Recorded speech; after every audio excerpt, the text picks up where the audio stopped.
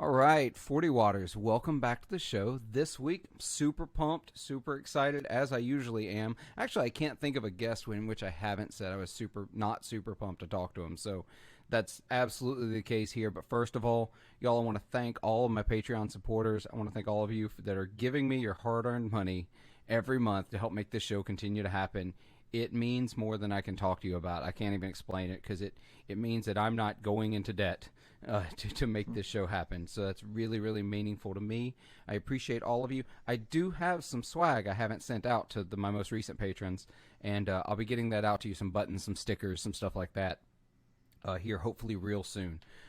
Just as soon as I can remember to go to the post office. That's the big thing. Because they don't pick up mail at my house. I don't understand it. I put stuff in the box. They just put stuff on top of it. Anyway, I'm digressing already. Today, I'm super excited. Going to talk to a pretty new company. So you just told me how to say this, but I'm going to try it again. Elad, right? Close enough? Pretty good. Pretty good? Okay, I'm going to get there. Talking to Elad with Gear Ant, who is making you've probably seen it on Instagram here a couple of weeks ago when he released the Yellowjacket, which is a super cool pedal that I'm going to get one to try out eventually. It's going to happen. Elad, welcome to the show, sir. Thank you for having me. Yeah, I'm glad to have you. So you are so the Yellowjacket's your first pedal that you've released, right? Is that right? It's my first official pedal. Okay. It's my first circuit. Yeah. Gotcha. So let's do the whole backstory thing. Let's give the biopic. Let's back up. How'd you start playing guitar? How'd you get into building pedals? How'd you get into what you're doing now? All the interesting stuff. Well, I got into guitar when I was a kid. I actually told this on another podcast, but when I was a kid, I was watching in the theaters Bill and Ted's Bogus Journey. And the final scene where Bill and Ted just shred on stage, it's actually Steve Vai. And that got me into... I didn't know that. Yeah, it's called the final something. I can't remember but it's Steve Vai actually played that with the harmonics. It's just beautiful, and that got me into playing, or that got me interested in guitar rather. I didn't actually pick up a guitar until maybe 18 or 20. Oh wow. Yeah. Yeah, I'm in that boat. I didn't take up guitar till I was 18. Yeah. Somebody gave me a hand-me-down, and it was just sitting in the closet, and I said, you know what, one day I just decided to go to school. There was a guitar school, which kind of wasn't for me. I took like 6 classes or something like that, and then I went to a personal teacher, and he taught me.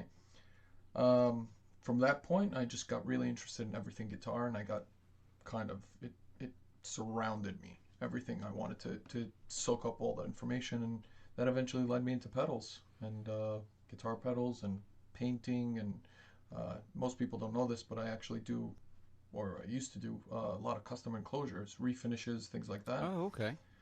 Yeah, so like I'd take a Boss DS1, for example. I think I may have one right here. I could show you if I don't make a mess. So, yeah, this one's my personal favorite, actually. And I would hand paint it to something like that. Oh, cool. So that's my Galaxy finish. I remade the stomp, the rubber stomper, and I was doing this for quite a while, and then I got into circuit bending and building and things like that, and one thing led to another, and I have a new pedal out, and now I'm coming out with another one and another one. Nice. Yeah. Fun. You don't want to spill the beans on what you got coming next? I don't know if you the next one's the Fuzz. Oh, nice. The immediate next one, actually, the prototype PCB is right here. Oh, awesome. And then after that, I'm working on a filter, and maybe something also a little more interesting. Filter is speaking my language. Don't get me wrong, I love fuzz, but I'm pretty heavy fuzz at this moment. But I don't have any filter pedals anymore. This fuzz is different. I'm not going to say it's a harmonic percolator and anything like that. I'm not going to put a fancy word on it. Yeah. It's a fuzz plus something else. Okay. Yeah, that's always fun. Yeah, it's definitely different. It's not something that would appeal to everyone, and it's not going to be a big seller, and that's not why I do it, to be honest. You know, Yeah. I do it because I enjoy it, and I like to put my ideas out there for other people to try out. That's really what I'm into. So, yeah, everything that I am gonna build, I'm not gonna build just for the sake of building. I'm not gonna make a delay based on deep blue delay or anything like that because there's a million of them. I'm gonna do it for a reason. I'm gonna do it because it interests me Mm-hmm. and because I have my own little twist to it. Yeah, I really like when builders do that, especially recently. You know, my last two episodes have been with pedal builders as well, and whereas one's very traditional fuzz dirt in Kaisertronics, but I also had Yeah, but he's retroactive not pedals. traditional. No, he's not. His Not stuff is it's his very stuff very is good. nice. Yeah, it is nice. Yeah. But I had someone like Trey from Retroactive Pedals, who he really bends what you're used to doing with a pedal, and he put his own spin on something, because it's in both of those episodes we talked about, it's a crowded pedal market. You've got to find a way to put your own spin on it, because I'm Analog Man Sunface. It's my favorite fuzz right now. It's a great fuzz. Anyway, it's a great fuzz, but it's a very straight ahead fuzz face. And if you want a fuzz face, there's a ton of them out there. There's a ton of people making a two-knob fuzz face. Yeah, but his is a little different. Oh no, his is special. To me it's special, but you know what I mean. So I like when people put their own spin on something instead of just putting out a version of something that's already out there. Yep. So I like the idea of, and you say your fuzz won't be for everyone, and I think fuzz in general is not for everyone. That's actually funny you say that. I only got into fuzz about 6-7 months ago. Really? Yeah. Somebody lent me, actually a friend gave me a javelina. Do you know that pedal? No. By Way Huge. It's a. Oh, I know the one you're talking about. about. It's a tone bender. I think I have one here, actually. I have everything here. I'm making a mess. But anyway, it's by Way Huge. He wanted me to refinish it, and I tried it. And I was never into fuzz, and it just blew me away. And since then, I'm just getting into weirder and weirder and weirder fuzzes. That's what happened to me, and I think I told this last week. I tried fuzz, didn't like it. Tried fuzz, didn't like it. Tried fuzz, didn't like it. I just wasn't into it. I was the Tube Screamer guy, and that's fine. I know. You got to remember, I was brought up playing the blues, and so Tube Screamer into a Fender with a Strat, that was my thing. I was a Strat guy through and through. Have the tattoo to prove. Let's see if I can get it on camera here. Have the tattoo to prove it. Now I don't ever play a Strat, but the tattoo is still there. They don't just go away when you change guitars. It turns out. But I got a. There was a local shop that had a Keeley fuzz head in the shop, and I don't even know that he still makes it anymore. But it's a fuzz face, but it has a switch to switch between germanium and silicon. And That's fun. Oh yeah, it was great. It was really really cool. In fact, I may have to go back and get another one, because as much as I love the Sunface, I play outdoor in Mississippi in the summers, so germanium doesn't do very well in the Mississippi heat. Yeah. But I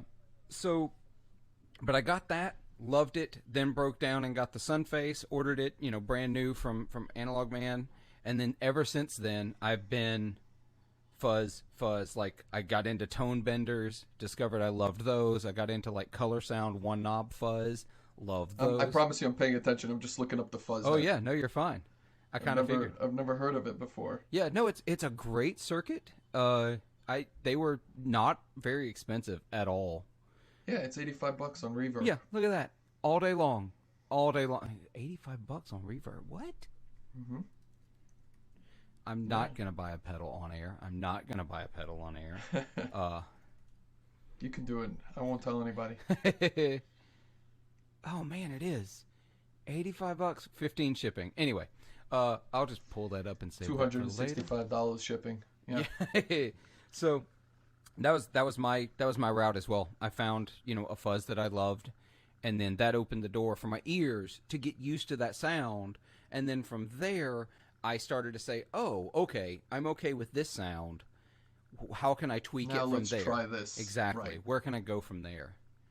And Yep. it's amazing how fuzz does that, and how I played guitar for 19 years before I got into fuzz.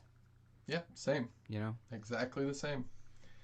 That's very weird. But yeah, about this fuzz, yes, it's a nasty fuzz. Um, but it's not, I didn't want to be just a guy a pedal company that makes a fuzz, because every pedal company makes a fuzz. Yeah. But this one's going to be interesting, assuming I could get it to work. There you This go. is That's always the trick. Right. This is the third iteration. This is the third iteration. So Okay. let's see. Yeah, I had that conversation with Trey, and he said, "Yeah, I wanted to make this crazy delay circuit that did this, that, and the other," and he said, "and I put it together, and it worked, and it was amazing." He said, "I still don't know how it worked, but it worked." Yep. And there's a huge toggle on this one. Oh. That's yeah. I ordered these massive toggles from China. Uh-huh. I had them aired over just because I wanted to be obnoxious about it. So I'm totally all my okay stuff's with it. gonna be fun. See, I like that. I have a lot of stuff that some of my patron supporters and the folks in our Discord, they laugh at me because I like inconvenient guitar rigs. Like, I like big box pedals, for example. It doesn't bother me that a pedal takes up a lot of space, or I have a... On your pedal board, though? Yeah, I do have a couple of big... I'm not going to go pick that thing up. I'm not a fan of that. Unnecessarily large pedals? I'll show you this one. While we're just talking pedals. So, there's this one that's on my board. Okay. That is the Horse Bender Mark Mark III. III. So it's a Klon. Well, that's a tone bender over here with a Klon in the same enclosure, and it's 4 jacks, so you can change the order or put something between them if you need to. That's so unnecessary. Oh, wait, no, this gets better, because this is made by a guy who goes by the name Pick Dropper. I actually don't know his real name. Yeah, you know Pick Dropper then. Yep. Yeah, of course I do. So, he makes great stuff. Yeah, and you know what his normal format is. His normal format. 1598s? Yeah, mini Small pedals. ones? He makes mini pedals. All this giant enclosure is 2 of his mini pedals in one enclosure. And it's twice as big as it needs to be for even that. Someone custom ordered it from him, and they were local to me, and they were selling this on Facebook, so I bought it. So, of course. There's not as far as I'm aware, there's not another one in existence, but I love that pedal. But I don't mind inconvenient. I don't mind different. I don't mind obnoxious. I don't mind obnoxious either, but just look, I live in a small space with 4 other people. You know, my family and myself. We're in a small Brooklyn house. Space is scarce. Yes. So I'm not gonna get a Surfy Bear reverb that's 2.5 feet long. If I can do the same thing, don't get me wrong. Yeah. I'm sure it's great. Yeah, I haven't traded one, but I've heard they're great. There's a reason that people have them, Yeah. despite its massive size. I think there's a spring tank inside. Yep, there's right? an actual spring tank in it. But I can probably get close with something else. You know what I'm saying? That's in this pedal format, or standard 125B. You know that every pedal comes with. Oh yeah, exactly.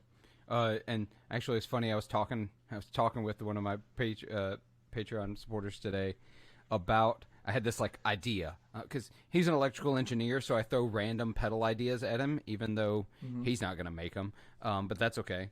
I said, "What if you made a reverb pedal that had an actual spring tank, and in order to make it work, it's built into the pedal board, so the pedal board itself is your reverb pedal." Huh. Mm-hmm.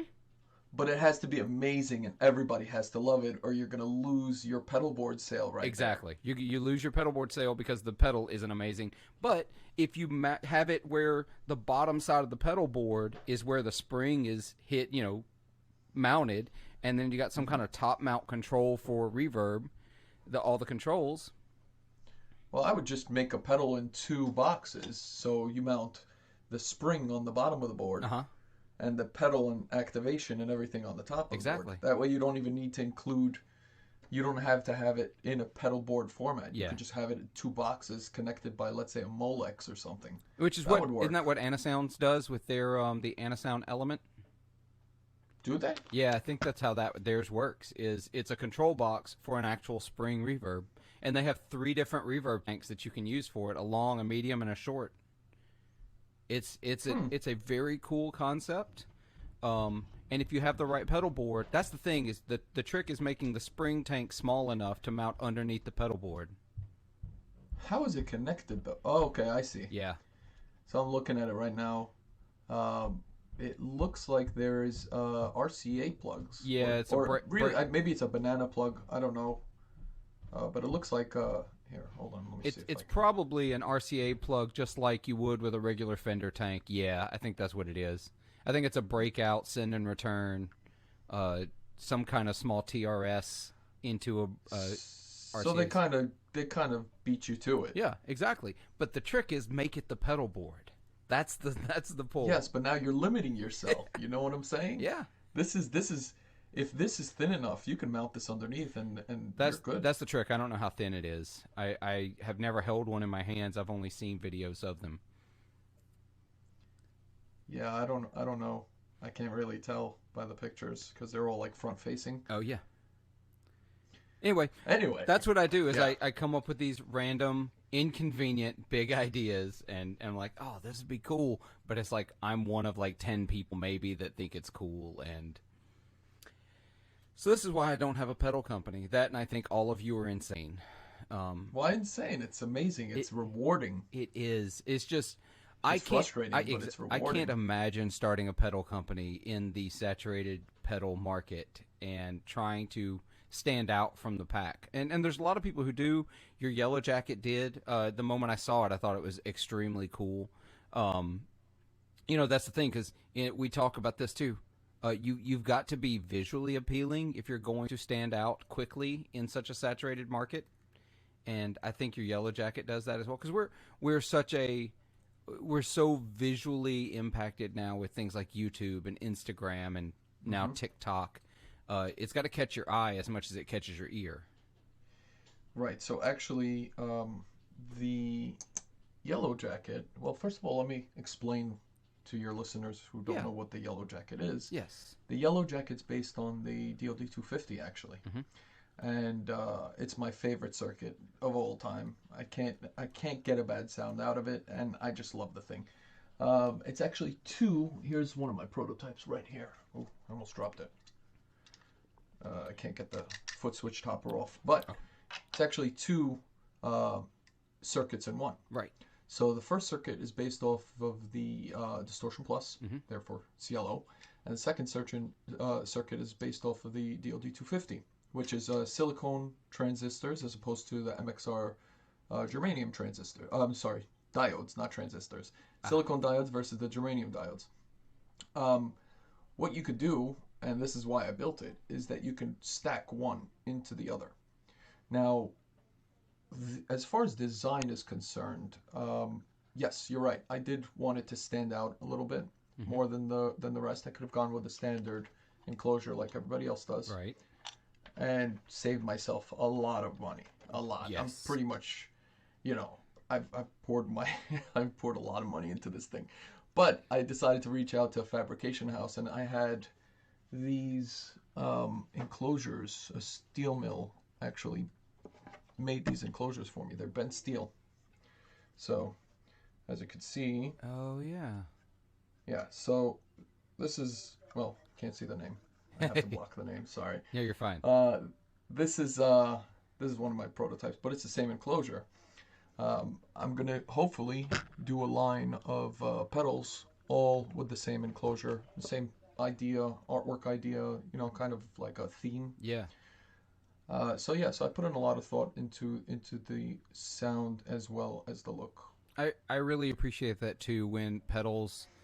So this is a me thing. I know that this is a me thing. Not everybody thinks about these things like I do, but I have this weird like if I'm looking at a company's pedals, and especially if I'm buying the pedals, and I buy multiple pedals from a company, I sort of expect them to kind of go together, at least visually and Yeah. enclosure wise.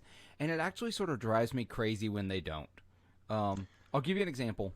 Origin Effects. I love Origin Effects. I think they make incredible stuff. It's pricey, but I think they make great stuff.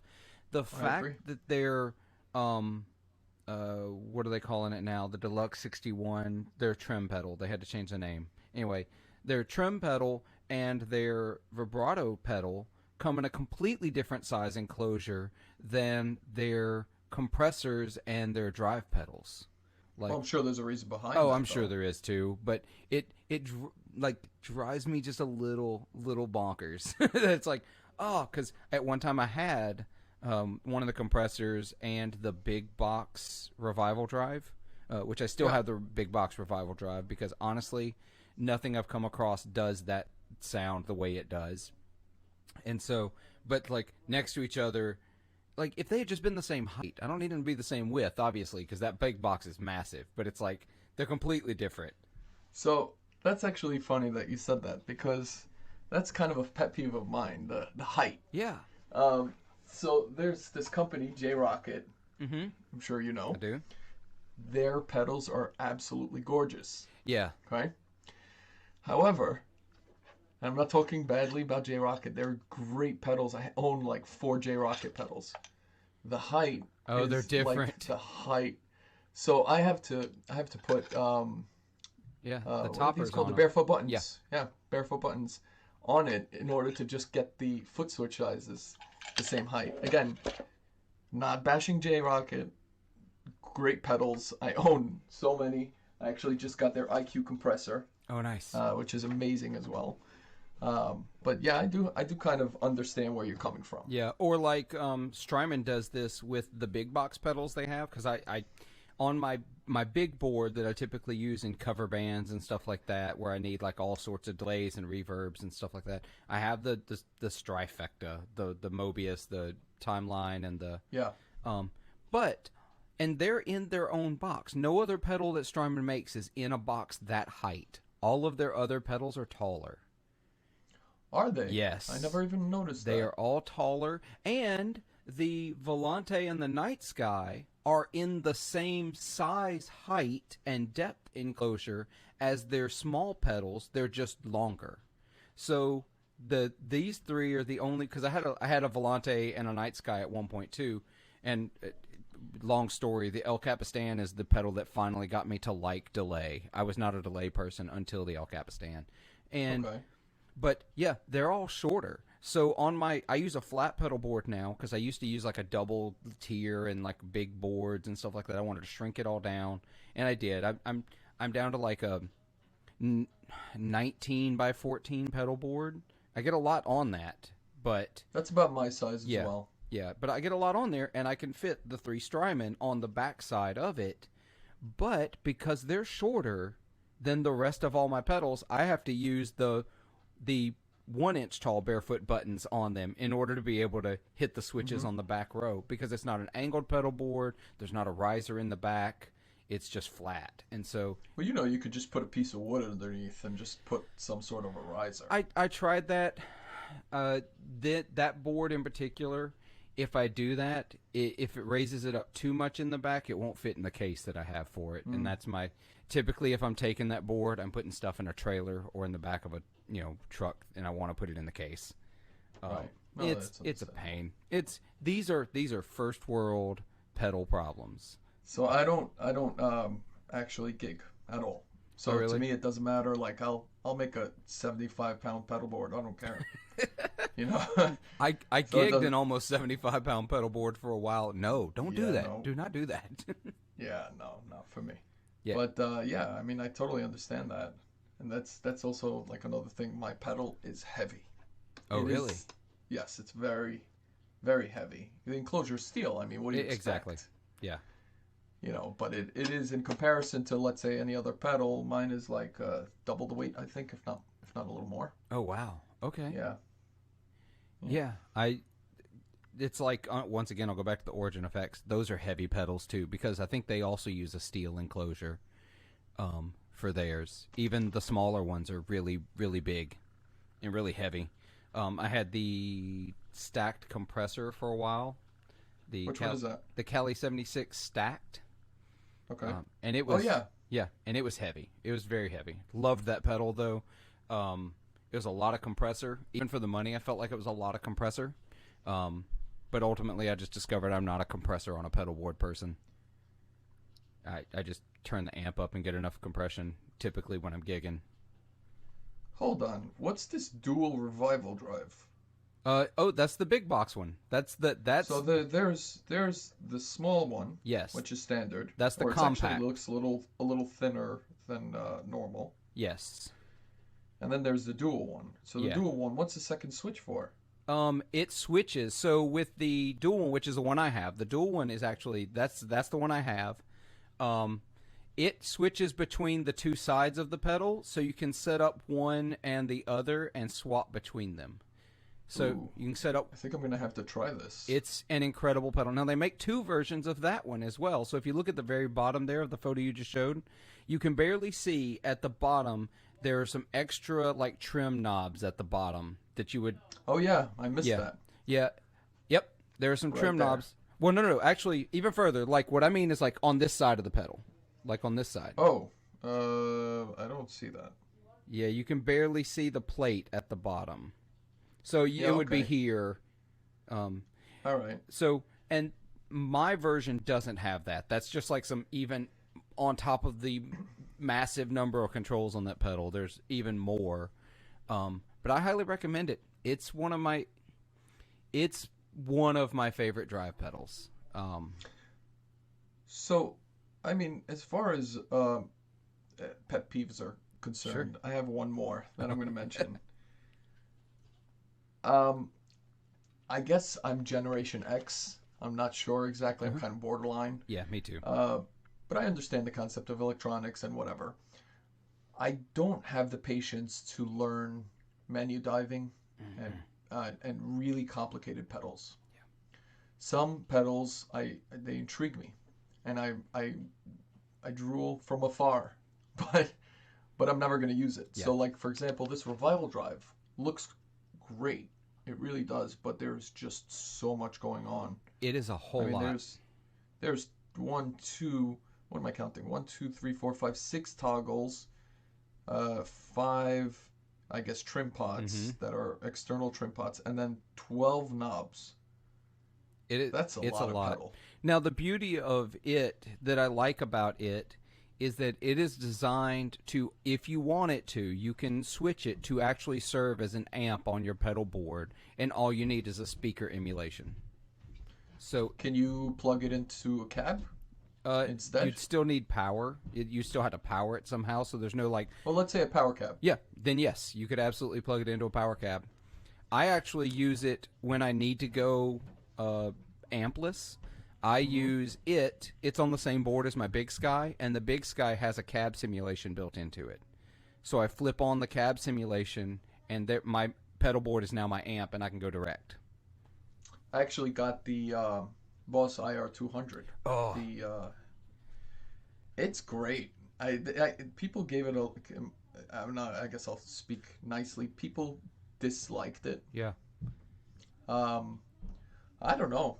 I love it. I love everything about it. I love it's just simplicity. Yeah, I like and I like the idea of it a lot. So there's a lot of features. There are a lot of features which may have intimidated me at first if I didn't have the previous 200 pedals, the OD200, the DD200, and all those. Yeah. But they're all kind of the same. So if you understand one, you understand how to use all of them. Yes. And it just sounds great. It sounds great straight into my headphones. It sounds great to some speakers. I have no complaints with it.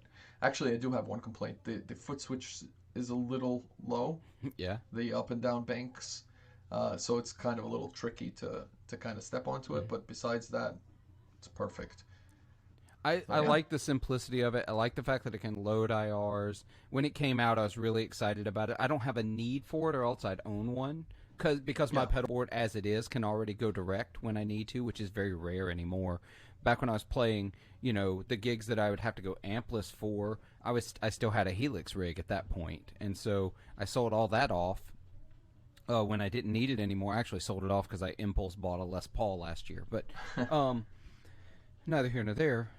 So now I use this to go direct, but I'm like you with the menus. I don't like menu diving. I had the Boss 500 series for a little while there, all three of them, and they took so much menu diving to really get your settings the way you wanted them, and I hated it. And I feel like I'm a broken record. I think I mentioned this last week on the podcast, actually, that the reason I like the Strymon, first of all, they sound great. You know, you can call me, you know, worship a P-Dub player if you want to. I'm not anymore, but I was. You can whatever you want to say about me. I love the sound of those pedals, sort of like how the old Line 6 DL4 had a sound. Yep. Like, it had a sound. The Strymon has a sound. I like the sound. And unlike any other multi-pedals that I've tried, the presets on them are amazing. I just use the presets. I change the most I'll do is change the mix knob to get the mix just like I want it, but I just play the presets. So with Strymon, first of all, I've never tried a Strymon ever. I was about to buy the Iridium, and I opted for the IR200. I actually think that's the better move there, and that's from someone who likes Strymon. I think the IR200 is a better function pedal for that. So anyway, in regards to the price and everything like that, like I could understand there's a lot of work that goes into building a pedal, but I'd rather buy 4 delays and find out that all of them suck than one maybe amazing delay. And that's just me. I mean, Don't get me wrong. Eventually, I think I'm gonna get there, and I'm gonna go through 30 delays and realize that Strymon is the way for me to go, if that's the case. But I mean, right now I'm really content. I'm content with my pedal board. I have the DD8 for delay. Yeah. And I'm really happy with it. I also have a few analog delays. I have this weird delay that I just picked up. Can't seem to find it now. It's like an 80s. Oh, look at that. I found the Javelina. Oh, nice. Here it is. I picked this up. This is the Aria DDX10. Oh, that's cool. It is so weird, but it has this cool function that, let's say you play an open chord. You could play an open chord and just hold down the switch, and it'll hold that chord, and you could just play over it. And it doesn't build over it. Yeah. Unlike the Boss pedal, you can do the same thing, but it'll build upon it. This just holds the one chord that you played, or the one note, or whatever. So it does that freeze function that is getting popular on a lot of pedals. So yes, it does the freeze function, but only on. Actually, it does exactly like what the EHX freeze does, I guess. Yeah. Right? Exactly. I didn't even think of that. Yeah, but it did it in the 80s. Yeah, which is great, and it's built like a rock. This thing. So I got this. I got it for like $80 or $70 or something like that. Yeah, delay is one of those things that I feel like, just like fuzz, you've got to figure out what your delay sounds are, because if you leave it to me and just my own devices, I want a tape delay. That's what I want. I'm enough of a tape delay fanatic that I finally bought a real tube tape echo. Oh, is that right? Yeah, I saved up, sold a bunch of stuff, was like, this is what I'm getting. I'm going to buy an actual tube tape echo, and I love it. And to that end, if I had to have just one delay pedal for me, for like the sounds I love, it's probably going to be the Strymon Volante. I think it is the best delay pedal you can buy. What about the Boss RE20? The RE20 is a great sounding delay. The one I like. That's tape, right? Huh? It does tape emulation. It's emulating the RE201. Okay. I like the Strymon because it's got a little bit more variation. It does tape and drum, and I feel like there's a little more control. And also, it's just, I think the RE20 still holds up, but I like the Volante better. Now, having said that, what Boss is about to come out with the RE2, which is a I'll buy one. Yeah, I'm gonna have to have one. I'm gonna have to have one. Yeah. No question, I'm buying one. But because I play in, I play with a lot of different people, at least when I'm playing a lot. In a lot of situations, I needed more than just tape delay. I needed other types of delay. That's why I have the timeline, because I needed other delays. Could I tell you a secret? Sure. Nobody knows the difference. I know the difference. You know the difference. I know the difference. We know the difference. Yeah. Nobody else does. Yeah. Some of the delays that the timeline can do in some of the swell delays and the other stuff. Swell delays are cool. Yeah, it can do a few of those things that the Volante just cannot do. It's not built in. Now, that is a cool thing about the Volante. The switch you can change. There's tape, there's drum, and what they call studio. And studio, it sounds like digital delay, like clean, perfect digital delay. Like it doesn't break up at all? Doesn't break up. Yeah. I may have to try one out. Yeah, you gotta at least try one. I'm a big believer in that pedal. It's a big pedal, but it's my favorite single delay pedal out there. So how many pedals do you have on your board right now? My small board is 4. My big board. What do you mean 4? How small is your board?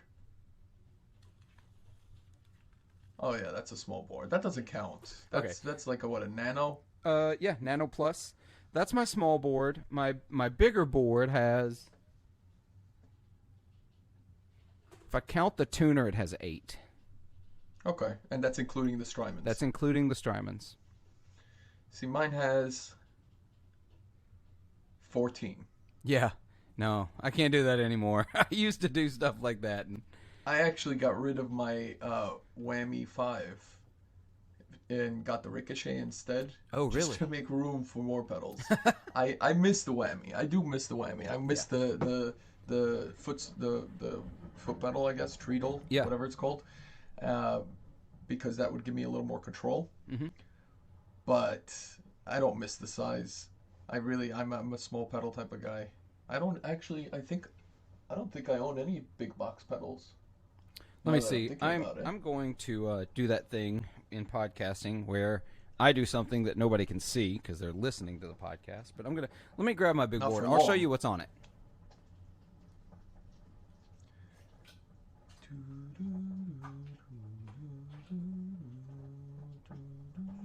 And we're back. So, this is the big board. It is a lot. That's not a lot. That's okay. So that, okay, fine. First of all, you could fit at least 2 more pedals on there. I could. And if I didn't use big box pedals, I could fit more. But, the Strymons obviously take up the whole back row. The power supply has to be on top. I'm going to stop you for a second. So, why is it that every board that I see with this Strifecta always has the Strymons on the top row? There's an aesthetic thing, first of all. I'm going to go ahead and say there's an aesthetic thing. But that's also just where I use them. They're in that order. And so modulation into delay into reverb. Doesn't matter.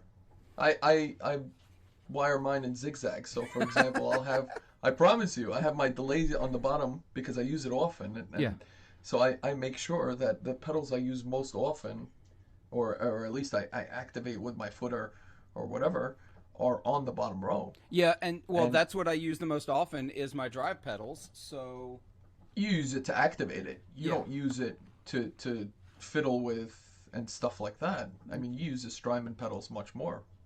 No? I just switch to the preset and switch it on. And I can do that with them on the back row. That's where the barefoot buttons come into play. Right. Yeah, to make it much easier to do that on the back row. But these pedals on the front, I tend to switch on and off more, a lot more than the ones in the back.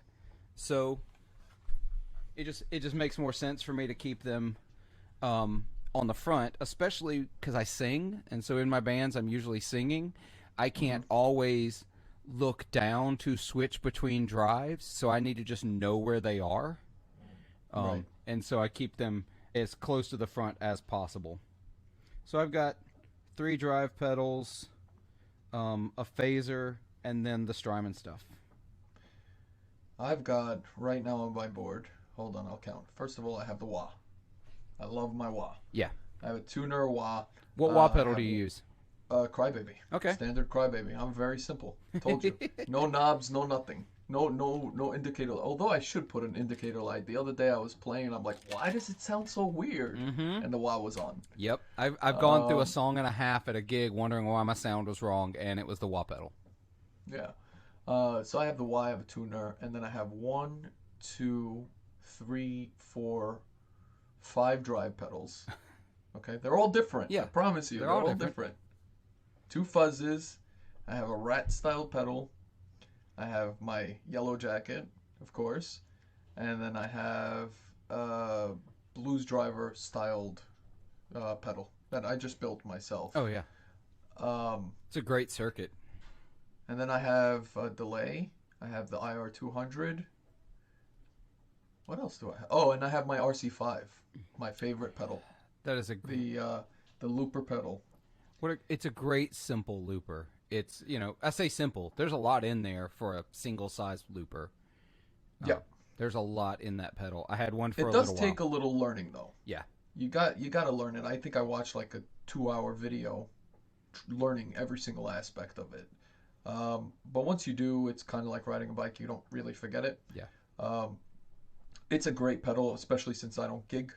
So I just sit at home and play with myself, so to speak. Yeah, exactly. Yeah, I did the looping thing. I used to do acoustic gigs with a looper, and I was never great at it, but like... What do you mean, getting it down? Well, just not great at, like, I never did like the full on, like, oh, I'm going to do like drum beats on my guitar and loop that and like play all these parts. Like, I would play acoustic gigs where, let's be honest, like I played a couple of weeks ago, an acoustic gig, 3 hours, me and an acoustic guitar, singing and playing guitar. It's a whole lot. And I developed nodules on my vocal cords years ago. So any given night, depending on a lot of factors, temperature, how much talking I've done the week before, what my hydration's like, I may have no vocal stamina. I may be able to sing all night and never have a problem. So what I would do is I would use the looper pedal to play jazz standards. I would play the chords and loop the chords for the jazz standard and then play, melody and improv over the top of it.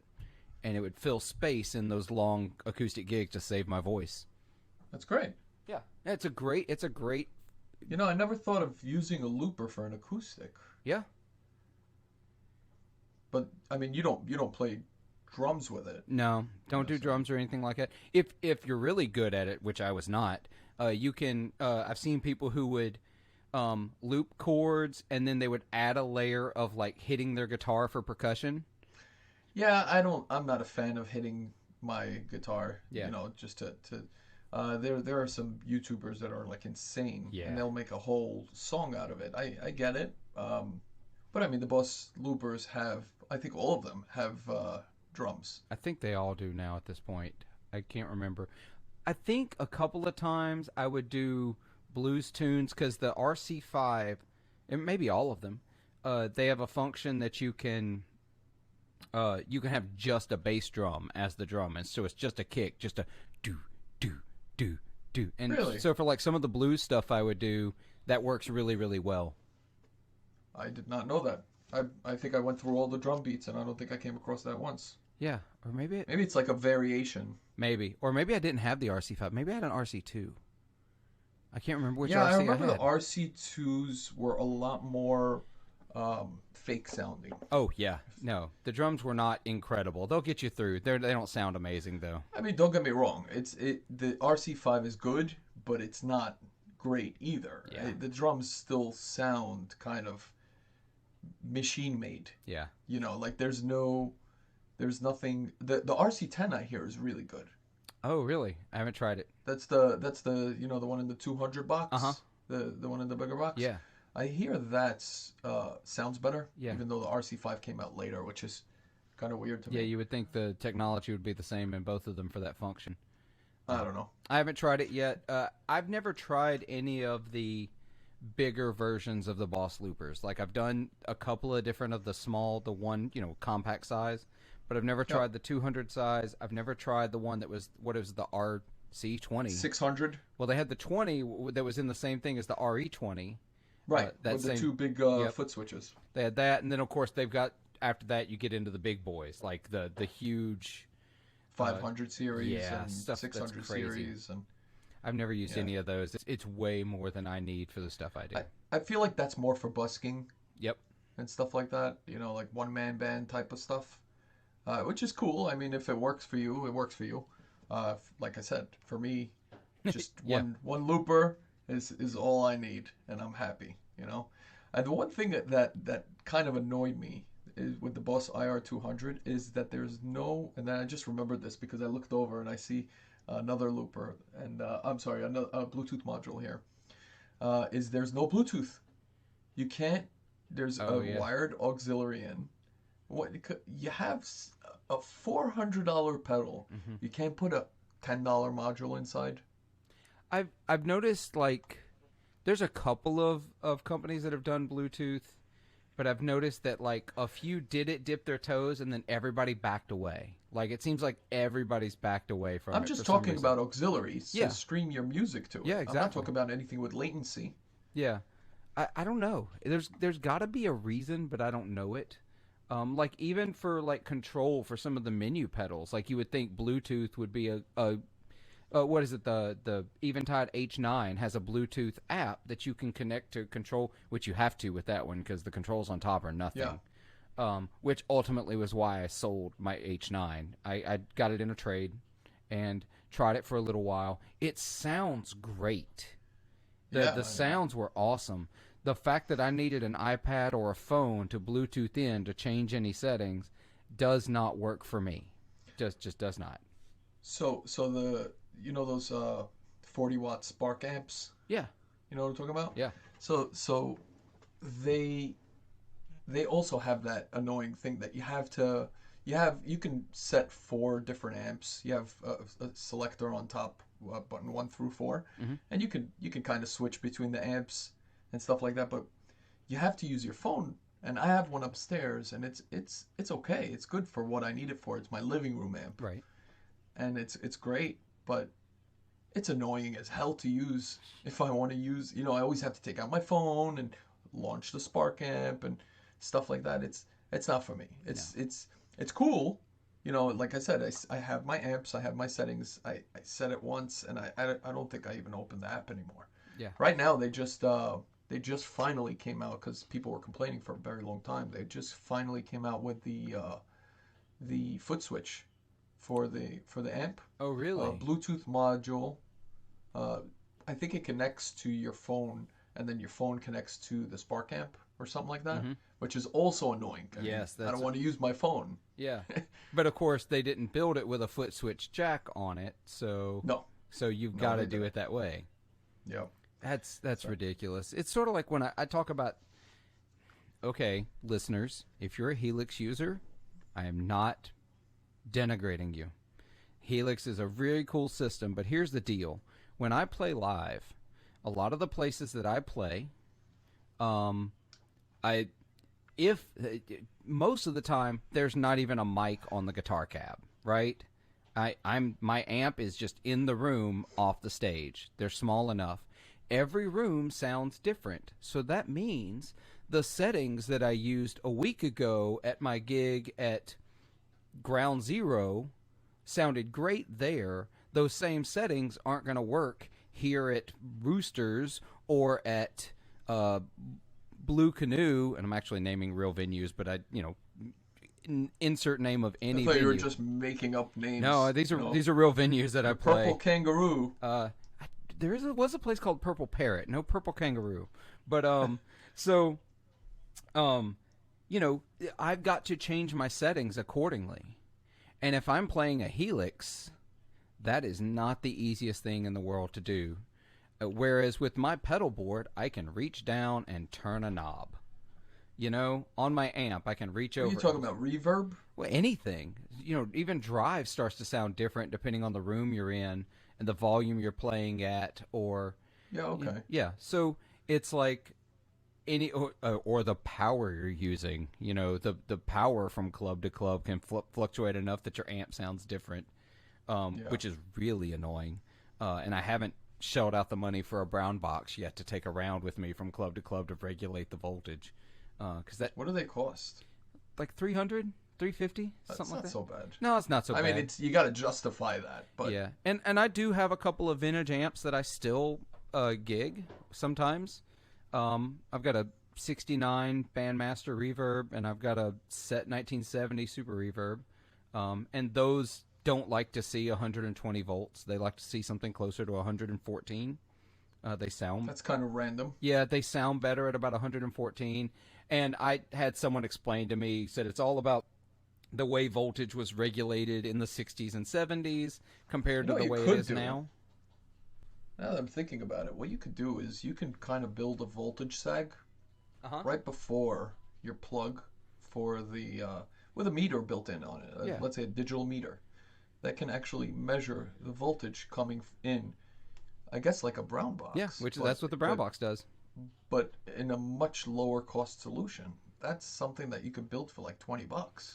Yeah, I'd have to know how to do that first because I would be terrified. Start Googling. Yeah, start Googling. Me and electricity, we have a very tumultuous relationship, and it terrifies the hell out of me. Oh, don't get me wrong. I'm terrified of electricity too. I've gotten shocked more than once, but I once got it really bad, and I was like curled up on the floor and like that. I was the switch was supposed to be off, the fuse box. It was supposed to be off, and it wasn't. Yeah, and it hurt. I'll tell a story that I don't know if I've told on the podcast, and a lot of my regular listeners are going to go, "Oh, that's what's wrong with him." So when I was a little kid, we had window unit ACs. We didn't have central air in the house at that point, and so we had these various rooms of the house had a window unit, and they were like permanently mounted. Like they weren't just stuck in a window where you could take them in and out. And so they had an outside shell that held them in place that was metal. And apparently one of them had somehow something had not fried but shorted into and it was still running, but it had started to share electricity through the frame that was holding it in place. And I don't know, It wasn't grounding. Yeah, exactly. That's what I was doing. So I was 11 or 12 years old. And remember, those things aren't going at 110. They're going much higher than that. They're going real high, or 120. They're like 240. And this is even better. We were outside in the backyard, and I went to turn on the water at the faucet. Oh, no. And, well, luckily that didn't end up being the problem. No water became the problem. But the window unit was just above the water faucet. So I went over, turned it, and I went to stand up. And my head connected with the top, with the outdoor unit. And I caught 240 directly to the skull. Nice. Yeah, no, that wasn't a wonderful time. And nice. Since then, I have a very healthy respect and appreciation for electricity. I got a much more mild story. So when I was a kid, we moved here from Israel. Mm-hmm. I'm Israeli. In the 80s. So we moved into this, 3-bedroom apartment or whatever. And we used to have this refrigerator. And the refrigerator wasn't grounding correctly. And next to the refrigerator, we used to have this countertop. And the countertop it was a Formica countertop. And on the edge was a metal plate, right? So now I'm a little kid. I need strength to open the refrigerator. So what do? I brace myself on the countertop. Oh, no. And guess who becomes the ground? Yeah. Every single time. It just flows right through me. Yeah, every time. And I kept on forgetting over and over. I think I got shocked maybe like 50 or 60 times. Oh, my gosh. Yeah. Yeah, that's not. But I mean, it was a small shock. It wasn't 240 volts, 220 volts. So how old were you when y'all came over from Israel? I was 5. Okay. I think. So real young. I grew up here. You don't have any real memories of Israel. I have a friend of mine who, he is from Tel Aviv, and which almost sounds like saying someone is from New York, so they're obviously from New York City. No, he's actually from Tel Aviv. You may know him. Yeah. Well, no, it's just that he is a musician who's come over to the U.S. and so, that the music scene over there is very interesting to me because I see his posts because he came over as a musician. He wanted to learn about the Mississippi Delta blues scene and how to play it and all that, incorporated into his playing, and we became really, really good friends.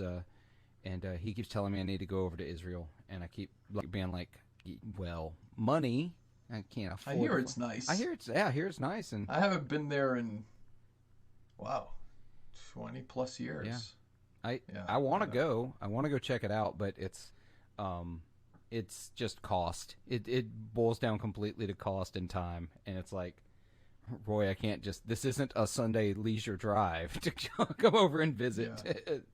So, yeah, it's a fun time. Shocking as it is. Shocking. And that's when I first started working on guitar amps, which I don't do much anymore because. I'm rudimentary at best at it, Plus, you don't like electricity. That's it. I don't like messing with things that are terrifying to me, and I'm terrified to jack them up. So if it's really simple, if it's a simple repair, I can replace capacitors, and I can replace. I've done that before to replace it even in PCB amps. It doesn't bother me. But if I have to really start messing with like transformers and stuff like that, I'm like, I'm going to pass this off to somebody who actually knows what they're doing. Not because I think the transformer is going to shock me, but I don't want to wire this up incorrectly. I get one wire across. Have it explode in somebody's house. Exactly. That's what I don't want to mess with. So I pass it on at this point because it's not a lot of fun. Yeah. But pedals, I'm going to build some pedals. I'm going to do that. I don't want to start a company, but I'm going to build some just for fun. You should. I told you earlier when we were off air, it's so rewarding.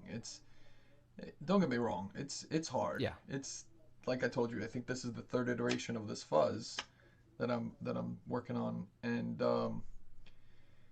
it's frustrating because like this, for example, I ordered this in the beginning of February and I just got it today. I was opening it up when we came, and to wait almost a month to see that you messed something up and have to order another one and fix that problem.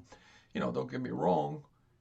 Once you get it done, it's great. It's a great feeling. The Yellowjacket, I went through, I think it was 5 iterations total before I finalized. But 2 of the 5 just didn't work. I tried something and it didn't work, and it took me a month to figure out that it didn't work, and it's frustrating. But once you get it, it's great. I mean, you could go on the subreddit on Reddit and just see on the DIY pedal sub just how impressed people are with themselves and it's not hard to do. You can buy a kit. You can buy a PCB, which is a printed circuit board, and buy the parts for it. Or you don't want to buy the parts for it, you can buy a whole kit with all the parts needed, with a drilled enclosure and stuff like that, and you could design it yourself, or you could decorate it yourself, and I don't know. I think everybody should try it if they have a soldering iron and some patience to learn. It's definitely something that should be tried at least once. Yeah, and I'm gonna do something simple. I've got another builder who I've mentioned enough times on the podcast at this point that. I'm sure people are getting tired of hearing about him, but Eric Brania is helping me design a boost circuit, a silicon transistor boost. Okay. And I'm going to build a few of them because I bought, 3 years ago now at this point, I saw a batch lot of Telefunken BC109 transistors, and I was like, okay, because at that time I thought I was going to build a couple of fuzz faces, right? And got those parts in, and then they've sat, and I haven't done anything with them. So what I'm going to do is I'm going to build a couple of he's helping me design the circuit, and he's at the same time he's teaching me circuit building a little bit, which is very nice of him. He has a great Facebook group called Make Pedals Not War, with a bunch of other do-it-yourself pedal builders in that group, and so. But that's fun. He's been on a couple of phone calls with me teaching me about this, and we've worked through some options. He's breadboarded a couple of circuits to make sure that whatever I'm building is going to sound good once it's finished. He's testing the circuits. But then he's going to coach me through doing a bill of materials and where, how to lay out. We're putting it on So you're tag gonna board. make okay. Yeah, we're going to do tag board. We're not going to do PCB. I'm not ready for that yet. I'm just going to do simple tag board. You mean boost Vero, circuit. strip board. Yeah, strip board. Yep. Okay, that's actually harder than a PCB. Well, yeah, it's harder on the wiring end, but it's Yep. easier than designing the PCB to have printed for me. For me right now, just get something built. I don't know about that. Really? I don't know, man. I mean, it's easier than you'd think. It's just look, it takes a lot of effort to just lay things out properly, but it's pretty easy to if you know how to make a schematic, which if you know how to put it up on Vero, then you know how to lay out a schematic. I'm learning. Then you could kind of just place the parts, and so the way that it works with making a PCB is that you lay out the schematic. I wish I could share a screen here and I could show you, but you lay out a schematic, and after you lay it out, then you go to the board and you place all the components on the board accordingly, Okay. according to where the trace goes. And then you just send it in for fabrication. You obviously there's a little more to it than that, but more or less that's what making a PCB is. And I'm sure Brendan knows that as well. Yeah. Yeah, I'm You're sure just he does. intimidated by it, is that it? I think so. I think I just want to do something that's, and it may be harder, but something that's just point to point, because it is such a simple circuit. There's such a handful of parts. It's not really that big a deal. I think I want to at least to have done it that way. And Okay. then if I decide that I want to keep doing it after doing it that way, then I'll start the idea, because I do have some pedal ideas on my head. Some I've talked about on this podcast, some I haven't. But I have some ideas that I'd like to, at least for my own edification, build and see if I can make them work for fun. Yeah. And Yeah, so, for sure. yeah. I'm telling you, everybody's got to try it. It's so much fun. If you have the head for circuits and stuff like that, everybody should try it. Look, you're not going to make millions. If you're doing it for that, you're doing it for the wrong reasons. Look, I'm a librarian. I don't do anything in my life to make money, apparently. Yeah. So it's a sad existence no matter which direction I go. So, if I'd wanted to make money, I would have stayed in network administration or, computers of programming or something like that. I apparently never intended to make money in my life. I got a music degree. I messed this up. Oh no. I just realized you see guys, I just got my PCBs in for my fuzz and I just found a mistake. Oh no. And I waited, you see? Dang it. Oh gosh. All right. Oh I mean, man. I'll fix it. Yeah. I can fix it manually, but it's not. That's displeasing. Well, unfortunately, I think we're at about time for the regular episode, so it looks like we're going to end on a down note here. No, That is unfortunate. I'm coming out with my second batch soon. Yeah. So everybody look out for that. That's that's right. Note. I saw a note about that. I think you mentioned something on Instagram about being close to that. Yep. I just got the PCBs in. Awesome. Well, everybody be on the lookout for a second batch of Yellowjackets going up for sale. All the links to find Elad and Gear Ant and all of his stuff are down in the description below, or what a podcast call it, the liner notes or the podcast notes. I don't know. It's in the links. If not, you can Google search and find it. We can just search Gear Ant. I'm on Google. Exactly. You're all over the place. With the Googles. Follow on Instagram. Do all those things. Yeah. In the meantime, MySpace. though, what's that? MySpace. Yeah. I logged into my MySpace not that long ago. Maybe Is it still up? Maybe the website? it is. It still exists. Still exists. And I was able to recover my account and get logged back in. It blew my mind that it still existed. Wow, I had no idea. Yeah, no, there's nothing there. I mean, I looked at all of my connections, my friends or whatever, and no one had done anything in like 8 years. So whatever, it's fine. But listeners, I sure appreciate y'all hanging out, listening, and make sure you follow all the links. Go check out Gear Ant. Remember, if you want to support the show, you can go to patreon.com/40watt podcast, where for the meager sum of $3 a month, you can support the show. At $5 a month, you can actually get extra content every week with my guests. In fact, that's what we're about to do. We're about to go over and record the Patreon episode for the podcast. So until next time, y'all be sure to be good to yourselves, be kind to each other, and make some noise. Woo, woo.